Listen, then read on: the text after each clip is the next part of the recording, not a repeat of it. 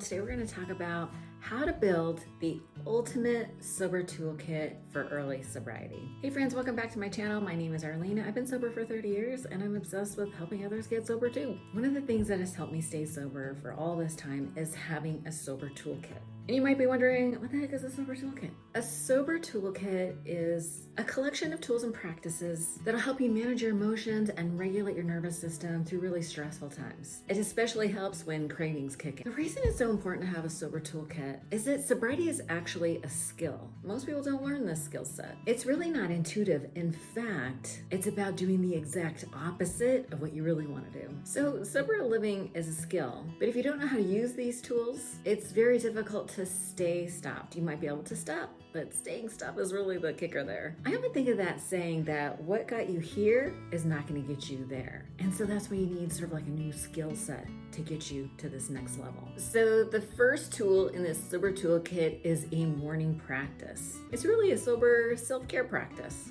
And it's a practice because we need some training around this. There's this saying by Archaeologus, if I'm saying that right, is that we don't rise to the level of our expectations, we fall to the level of our training. So this morning practice is about training your body, mind, and spirit for sobriety. It's really focusing on the things that we do want. We want to feel peaceful, we want to feel joyful, we want to be able to stay calm in stressful situations. It's about cultivating peace and happiness. So I'll just share that my morning routine usually takes about 30 minutes to an hour, depending on how much time I have to sort of mess around. But it basically consists of three things.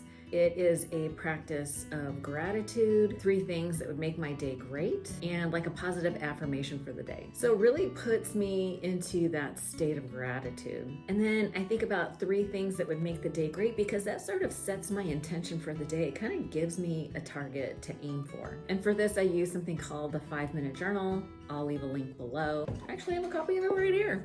The 5-minute journal. I will also practice a short meditation. I use apps like Insight Timer, the Waking Up app, or Calm is a really good one. And there is so much science around meditation. There are just so many good benefits. It's really hard to describe in such a short video. And when I say meditation, most people kind of freak out. They're like, I can't do it. But just think of meditation as a practice. It is a practice of sitting and sometimes listening to music or being quiet. I like guided meditations, but it's just a practice, and anything that you start that's new, you're gonna be terrible at it at first, but with practice, you get a little better and better. The first few times might be hard, but I get a lot out of it, so it is definitely a worthy endeavor. I'll actually go into more detail in another video. I'll leave a link somewhere, but for now, just put that on your list. 15 minutes of meditation. The other thing I like to do if I have extra time is something called manifest scripting. And it's really utilizing sort of like the law of attraction, but really it's writing something as if it's already happened. Maybe it's a goal that I have and you just write it as if it's already happened. It's like a gratitude practice. It's like a letter to the universe that says, thank you so much now that this thing has happened. One of my all-time favorite quotes is by Albert Einstein. He says, everything is energy and that's all there is. Match the frequency to the reality you want and you cannot help but get that reality. So if you apply this idea to sober living, start thinking about yourself as a sober person. Imagine that it's already happened. Visualize yourself in different situations that maybe you would have drank in the past, but see yourself in those situations as a sober person. See yourself having fun and feeling free and peaceful and enjoying the situation without wanting to drink. This literally starts rewiring your beliefs about who you believe you are and starts to instill this idea that you're a happy, sober person. You're changing your subconscious mind about your identity and literally changing your future. It's super powerful. Another tool I want to recommend that you actually already have in your pocket is your phone. Through your phone, you have access to amazing amounts of information about how to be sober. You have podcasts like the 1 Day at a Time Recovery podcast.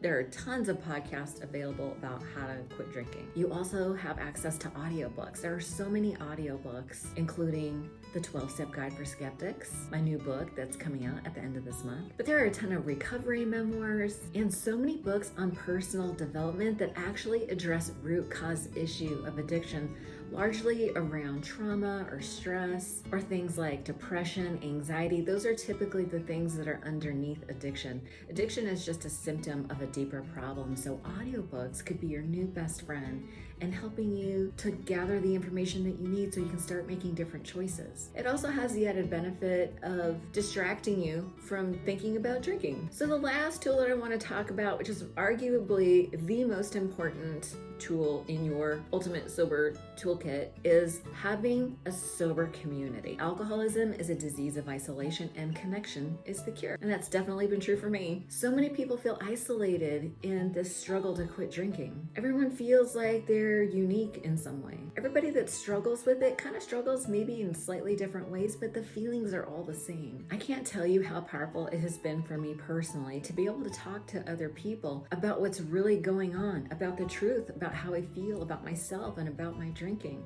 There's something really powerful about saying the truth out loud to somebody else who is compassionate and empathetic. Brene Brown is famous for saying that empathy is the antidote to shame. In the past, as I have been able to find the courage to talk about what's really going on in my life to somebody who is very empathetic, just saying things out loud has a way of magically dissolving the shame. It's really powerful. The key here is to find somebody who is safe and compassionate. And let me tell you, if you don't have anybody like that in your life, I am here. That is literally my mission and my purpose in life, is to be a loving, supportive person to those who are still struggling with trying to quit. I'm totally serious about that too. Try me. Now, there are a ton of sober communities available now. When I got sober 30 years ago, the only one I had available to me was 12-Step. So that's what I'm going to recommend. I highly encourage you to give it a shot. But if you don't vibe with that, that's okay.